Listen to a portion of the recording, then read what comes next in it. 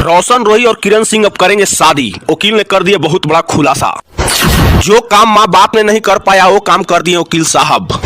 मगही गायक रोशन रोही और किरण सिंह को वकील साहब ने कर दिए एक। सारी जानकारी इस वीडियो में। आपको बता दें कि सोशल मीडिया पर इन दिनों मगही गायक रोशन रोही और किरण सिंह का विवाद काफी दिनों से देखने को मिल रहा है। लेकिन जो काम माँ बाप ने नहीं कर पाया वह काम शिवनंदन भारती वकील ने करके दिखा दिया।